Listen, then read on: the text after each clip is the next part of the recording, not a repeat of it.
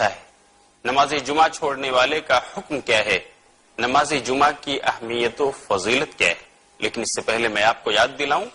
میرے محترم ناظرین کرام، شاید آپ کو یاد ہو پچھلی نشست میں ہماری ملاقات آپ سے جب ہوئی تھی تو میں نے آپ کو بتایا تھا کہ یہ 5 وقتہ نمازیں جو اللہ رب العالمین نے ہم پر فرض کی ہیں یہ ہمیں ہر حال میں پڑھنا ہے، اور اس کو عمدن چھوڑنا، اس کا تارک بننا، یہ گناہ کبیرہ ہے اور اس کی سزا جہنم ہے. آج میں اس نشست میں آپ کو بتلاؤں گا کہ جمعہ کی نماز کی امپورٹنس کیا ہے، اس کو چھوڑنے کا اور چھوڑنے والے کا حکم کیا ہے، شریعت میں اس کے سلسلے میں کیا وعید آئی. میرے دوستو، صلاۃ جمعہ جیسا کہ آپ میں سے ہر ایک جانتا ہے کہ ہفتے کی عید ہے. یہ جمعہ کا دن ہفتے میں ایک بار جو آتا ہے یہ مسلمانوں کو اکٹھا کرتا ہے ایک جگہ پر. لوگ آپس میں ایک دوسرے سے جامع مسجد میں جا کر ملتے ہیں اور خوشیوں کا اظہار کرتے ہیں. شریعت کے مطابق یہ جمعہ کا دن عید کا دن ہے. اس جمعہ کی خصوصیت بھی ہے، اس جمعہ کے دن ایک ایسی گھڑی ہے، صحیح مسلم کی روایت کے مطابق ایک ایسی گھڑی ہے کہ جس میں کوئی دعا کی جائے تو قبول ہوتی ہے. صحیح مسلم کی روایت کے مطابق نبی صلی اللہ علیہ وسلم نے ایک بار جمعہ کا ذکر فرمایا اور آپ نے کہا فیہ ساعۃ لا یوافقها عبد مسلم وهو قائم يصلي يسأل الله تعالى شيئا الا اعطاه اياه. کوئی بھی مسلمان بندہ جو جمعہ کے دن کھڑے ہو کر نماز پڑھ رہا ہو اور وہ دعا کر رہا ہو تو اس میں ایک ایسی گھڑی ہے کہ اگر وہ اس کو پالے تو جو بھی دعا وہ اللہ سے کرے گا اللہ تعالیٰ اسے قبول فرمائے گا اور اسے نواز دے گا. یہ جمعہ کی خصوصیت ہے. جمعہ کس پر فرض ہے؟ شاید یہ سوال بھی آپ کے ذہنوں میں آ رہا ہو. ابو داؤد اور دارقطنی کی صحیح روایت کے مطابق جمعہ عورت، اسی طرح مسافر، اسی طرح ایک معذور انسان جو چلنے پھرنے سے مجبور ہو، زر خرید غلام اور اسی طرح سے بچے، ان لوگوں کو چھوڑ کر جمعہ ہر عاقل اور بالغ انسان پر فرض ہے. اسے جمعہ کی نماز میں حاضر ہو کر جماعت کے ساتھ اسے ادا کرنا چاہیے. اگر وہ اس کا تارک بنتا ہے تو اللہ رب العالمین اور رسول کی زبان سے سنائی جانے والی وعید کا وہ مستحق ہوگا. جمعہ کی فضیلت یہ بھی ہے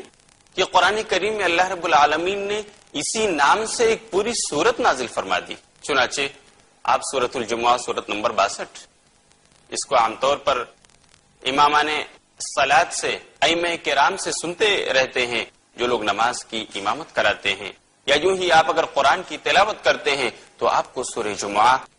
پڑھنے کا وقت ملتا ہوگا، آپ کی نظر سورہ جمعہ سے گزرتی ہوگی. پوری ایک سورت ہی جمعہ کے نام سے اللہ رب العالمین نے قرآن کریم میں اتار دی جس کا نمبر ہے 62. اس کے کچھ احکام اللہ رب العالمین جمعہ کے سلسلے میں بیان کرتے ہوئے کہتا ہے آیت نمبر 5 کے اندر، یا ایھا الذین آمنوا اذا نودی للصلاۃ من یوم الجمعۃ فاسعوا الی ذکر اللہ وذروا البیع ذلکم خیر لکم ان کنتم تعلمون. کہ اے وہ لوگ جو ایمان لائے ہو، جب جمعہ کے لیے اذان دی جائے تو تم اپنا خرید و فروخت بند کر دو، چھوڑ دو اور دوڑو اللہ کے ذکر کی طرف. اپنی خرید و فروخت کو، اپنے دکان کو بند کر کے اللہ کے ذکر کی طرف، اللہ کو یاد کرنے کے لیے دوڑ پڑو مسجدوں کی طرف. ذالکم خیر لکم، یہ تمہارے لیے بہتر ہے، ان کنتم تعلمون، اگر تمہیں اس کا علم ہے. مفسرین کرام نے اور علماء امت نے اس حکم الہی کے بموجب اس بات پر اتفاق کیا ہے کہ جمعہ کی اذان ہو جانے کے بعد لوگوں کا خرید و فروخت کے لیے بازار میں جانا یا اپنی دکانوں پہ کاروبار کرتے رہنا یہ حرام ہے. جمعہ کے وقت اذان ہوتی ہی لوگوں کو خرید و فروخت کا سلسلہ بند کر دینا چاہیے، اور وہ لوگ جو دکاندار ہیں انہیں اپنی دکان بند کر دینی چاہیے. کیوں؟ اللہ رب العالمین کا بالکل واضح اسٹیٹمنٹ ہے کہ جیسے ہی اذان ہو جائے تو تم دوڑ پڑو مسجد کی طرف اللہ کا ذکر کرنے کے لیے اور اپنے خرید و فروخت کے سلسلے کو بند کر دو۔ اس سے پتہ چلتا ہے کہ جمعہ کی نماز اس کی بہت اہمیت ہے، اور اس کو چھوڑنا عمدن یوں ہی اس کو نظر انداز کر دینا یہ ایک بڑا گناہ قرار پائے گا، کیونکہ اللہ رب العالمین کا حکم ہے جو ہمارا خالق ہے اور جس کے ہم مخلوق ہیں، جو ہمارا معبود ہے اور جس کی ہم سب عبادت کرنے والے ہیں۔ سورہ جمعہ کی اس آیت کریمہ کی روشنی میں جمہور علماء امت کا اس پر اتفاق ہے کہ جمعہ کی اذان کے بعد خرید و فروخت کرنا، لینا دینا یعنی بیچنا اور خریدنا، اور اس طرح کاروبار کرنا یہ بالکل حرام ہے۔ ہم نے اس آیت کریمہ کی عملی تطبیق سعودی عرب میں دیکھی۔ ایک وقت تھا کہ زمانہ طالب علمی میں ہم سنتے تھے سعودی عرب میں اذان کے بعد دکانوں کا شٹر بند ہو جایا کرتا ہے، لیکن الحمدللہ ایک وقت آیا کہ آنکھوں سے دیکھنے کا موقع ملا، اور نہ صرف یہ کہ نماز جمعہ کے وقت بلکہ ہماری ان آنکھوں نے دیکھا کہ ہر 5 وقتہ نماز کے وقت جب بھی اذان ہوتی ہے تو اذان ہوتے ہی وہاں کے دکاندار، مدینہ منورہ ہو یا مسجد حرام یعنی خانہ کعبہ کا شہر مکہ ہو، لوگ جو اپنے کاروبار میں مصروف ہوتے ہیں، اپنی دکانوں میں مصروف ہوتے ہیں، اذان ہونے کے بعد وہ اپنے کاروبار کو بند کرتے ہوئے نظر آتے ہیں، دکانوں کا شٹر گرنے لگتا ہے، اور اس طرح سورہ جمعہ کی اس آیت کریمہ کا ایک صحیح منظر وہاں ہمیں دیکھنے کو ملتا ہے۔ تو اس طرح سے سورہ جمعہ کی روشنی میں اس کی اہمیت یہ واضح ہوتی ہے کہ جمعہ کی نماز بہت اہم ہے، اسے عمدن چھوڑنا یہ گناہ کبیرہ ہوگا۔ بلکہ نماز جمعہ کو چھوڑنا، نبی صلی اللہ علیہ وسلم نے ایک صحیح حدیث میں یہ وعید فرمائی ہے، یہ وعید سنائی ہے ایسے لوگوں کو کہ اللہ ان کے دلوں پر مہر لگا دے گا اور ان کو سیل کر دے گا، پھر وہ غافلوں میں سے ہو جائیں گے۔ جیسا کہ صحیح مسلم کی روایت میں حضرت عبداللہ بن عمر اور حضرت ابو ہریرہ رضی اللہ عنہما سے روایت ہے، وہ دونوں کہتے ہیں کہ نبی صلی اللہ علیہ وسلم نے فرمایا کہ لوگ نماز جمعہ چھوڑنے سے باز آ جائیں، اور نہیں تو اللہ ان کے دلوں پر مہر لگا دے گا اور پھر وہ غافلوں میں سے ہو جائیں گے۔ صحیح مسلم ہی کی ایک دوسری روایت کے مطابق نبی صلی اللہ علیہ وسلم نے فرمایا، میرے جی میں آتا ہے کہ میں ان لوگوں کے گھروں پر جاؤں اور ان پر آگ لگا دوں جو نماز جمعہ کے لیے مسجد میں نہیں آتے۔ آپ اندازہ کیجئے کہ صحیح مسلم کی روایت حضرت ابو ہریرہ سے جو مروی ہے اس میں نبی صلی اللہ علیہ وسلم نماز جمعہ سے پیچھے رہ جانے والوں کو یہ وعید سناتے ہیں، میرے جی میں آتا ہے کہ میں ان کے گھروں پر جاؤں اور ان میں آگ لگا دوں کہ وہ نماز جمعہ سے پیچھے رہ رہے ہیں، کہ وہ نماز جمعہ کو چھوڑ دے رہے ہیں، اسے نہیں پڑھتے۔ تو میرے دوستو، نماز جمعہ یہ بہت ہی اہم عبادت ہے جو ہفتے کی عید ہے، ہم میں سے ہر عاقل و بالغ مسلمان پر فرض ہے۔ ہم لیتے ہیں ایک چھوٹا سا بریک اور ملیں گے پھر تھوڑی دیر کے بعد۔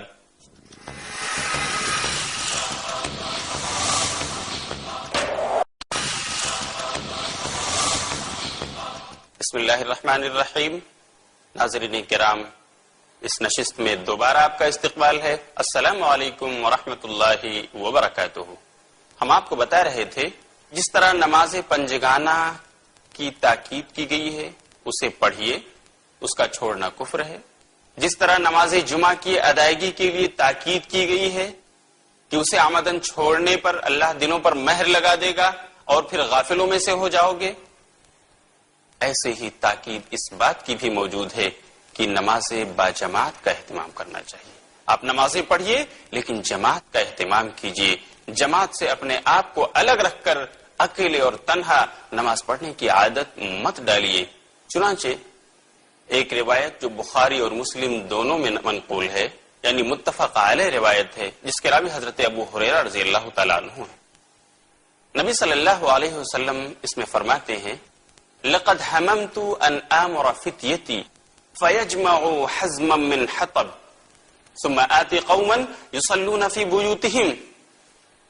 ليست بهم علة فأحرقها عليهم۔ جس کا مطلب یہ ہے اللہ کے رسول نے فرمایا میرا جی چاہتا ہے، میرے جی میں آتا ہے کہ میں اپنے نوجوانوں کو حکم دوں اور وہ سوکھی لکڑیاں جمع کر لیں،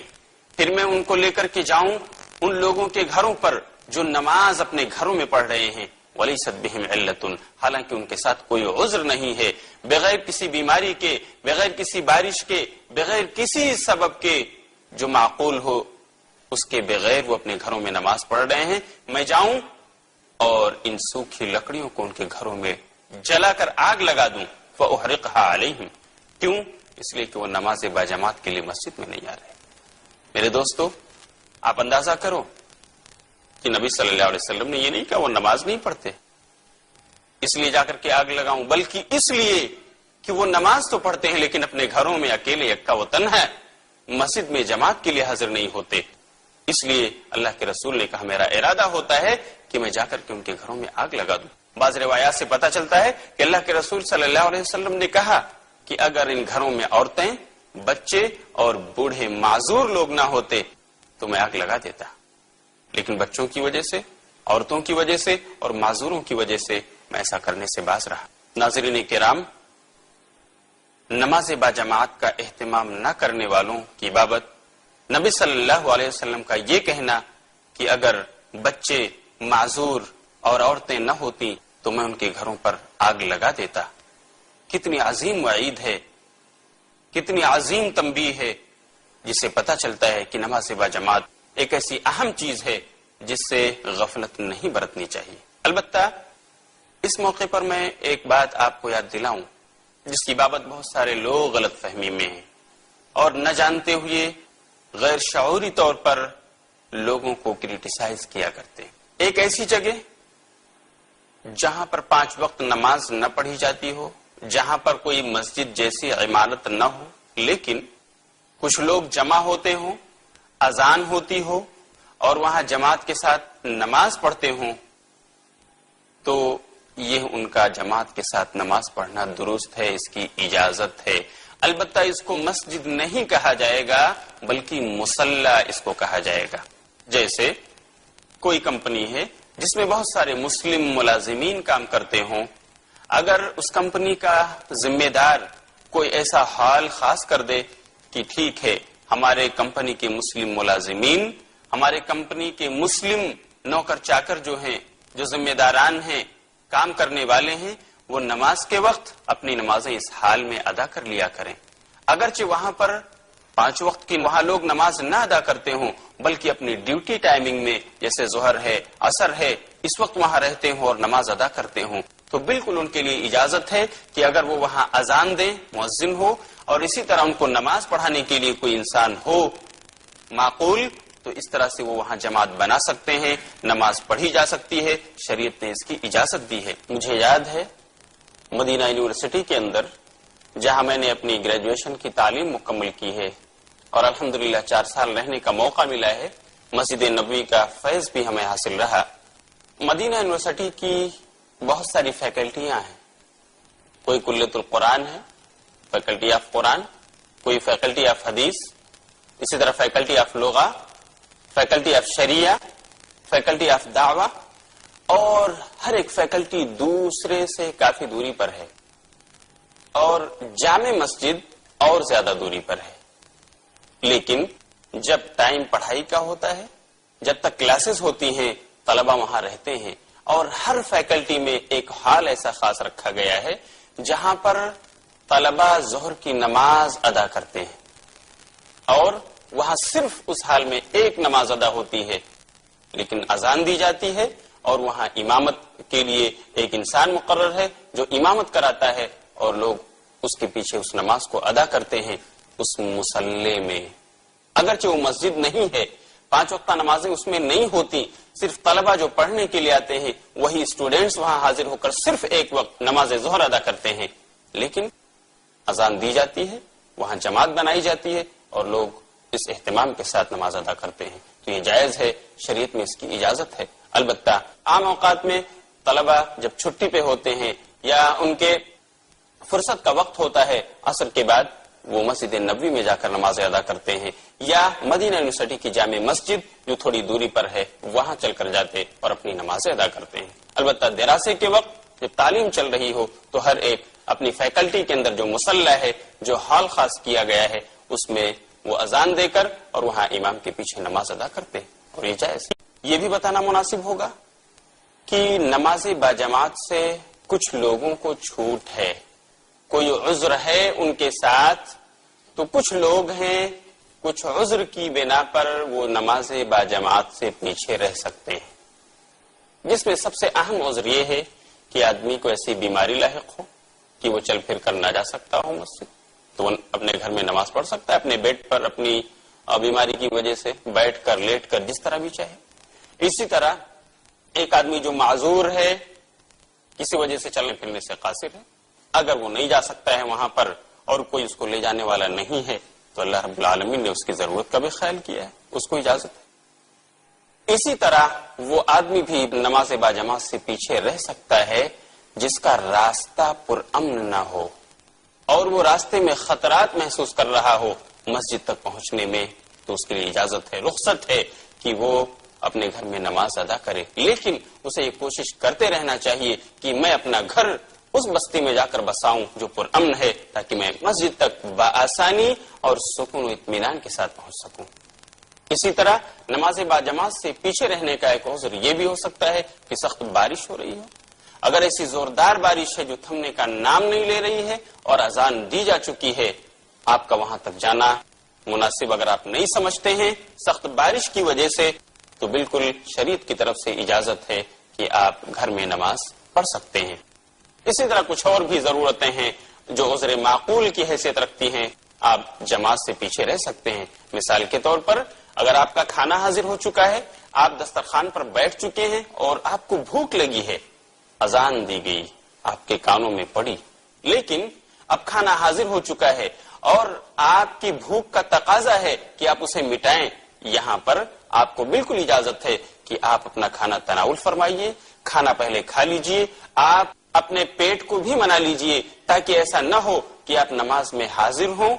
اور آپ کا من، آپ کا دل آپ کے دسترخوان پر لگا ہوا ہو، مختلف قسم کے کھانے ڈشیں سجائی گئیں لیکن میں کھا نہیں سکا۔ اس لیے کھانے کی موجودگی میں آپ کو چاہیے کہ پہلے کھانا کھا لیں، اپنی بھوک مٹا لیں اور پھر جا کر کے آپ نماز پڑھیں، اگرچہ آپ کی جماعت چھوٹ جائے۔ کوشش یہی رہنی چاہیے کہ جماعت آپ کی نہ چھوٹے، پھر بھی شریعت نے اجازت دی ہے۔ اسی طرح سے اگر کسی کو پیشاب اور پاخانے کی ضرورت آ پڑی، نماز کے لیے جانا ہے اس کو، لیکن لوز موشن ہے یا اور ایسی کوئی وجہ ہے کہ انہیں قضاء حاجت کی ضرورت پڑ گئی، تو ضروری ہے کہ پہلے وہ انسان اپنی ضرورت پوری کر لے، پیشاب اور پاخانے سے فارغ ہو جائے اور اس کے بعد وہ نماز کے لیے جائے، تاکہ اس کی نماز میں خشوع خضوع ہو۔ ایسا نہ ہو کہ اسے پیشاب لگی ہوئی ہے، اسے پاخانے کی حاجت ہے، لیکن اس کے باوجود وہ بس جماعت کے لیے جا رہا ہے، تو ٹھیک ہے جماعت تو اسے مل گئی لیکن خشوع خضوع کہاں رہا؟ گویا کہ ٹوائلٹ میں اس کا من لگا ہوا ہے، کب میں فارغ ہوں اور بھاگ کر کے میں وہاں جاؤں اپنی ضرورت پوری کروں۔ اس لیے شریعت نے اس موقع پر بھی اجازت دی ہے کہ آپ اپنی ضرورت قضاء حاجت کر لیجئے، پیشاب پاخانے سے فارغ ہو جائیے، اگرچہ کہ آپ کی جماعت کسی وجہ سے چھوٹ جائے، آپ کو دیر لگ جائے، اس سے شریعت نے آپ کو رخصت دی ہے۔ تو ایک کچھ چیزیں ہیں جو عذر کی حیثیت رکھتی ہیں، ان کے ہوتے ہوئے کوئی آدمی اگر جماعت سے پیچھے رہ جاتا ہے تو انشاءاللہ اللہ رب العالمین اپنے دامن عفو میں اسے جگہ دے گا اور اس سے درگزر فرمائے گا۔ جماعت کے سلسلے میں کہ وہ کتنا اہم ہے، اس کا اہتمام کس قدر اہم ہے، میں ایک بہت ہی پیاری حدیث آپ کو سناتا ہوں جو صحیح مسلم اور ابو داؤد دونوں میں منقول ہے، اور یہ واقعہ بہت مشہور ہے جو ایک نابینا صحابی حضرت عبداللہ بن ام مکتوم رضی اللہ تعالیٰ عنہ کا ہے۔ صحیح مسلم میں ہے کہ عبداللہ بن ام مکتوم رضی اللہ تعالیٰ عنہ نبی صلی اللہ علیہ وسلم کے پاس حاضر ہوتے ہیں اور کہتے ہیں اللہ کے رسول، میں ایک نابینا صحابی ہوں اور میرے گھر میں کوئی ایسا ریگولر انسان بھی نہیں ہے جو مجھے ٹیکا کر میرا ہاتھ پکڑ کر مسجد لائے اور مجھے نماز پڑھنے کا موقع ملے جماعت کے ساتھ، تو کیا میں اپنے گھر میں نماز پڑھ سکتا ہوں؟ اللہ کے رسول نے پہلی بار میں جواب دے دیا ہاں جاؤ پڑھ سکتے ہو۔ حضرت عبداللہ ابن ام مکتوم جب جانے لگے تو آپ نے بلایا کہ عبداللہ ابن ام مکتوم یہاں آؤ۔ وہ پھر واپس آئے۔ آپ نے پوچھا کہ آپ کے کانوں میں اذان کی آواز جاتی ہے؟ انہوں نے جواب دیا کہ ہاں اللہ کے رسول میں سنتا ہوں اذان، منادی کی ندا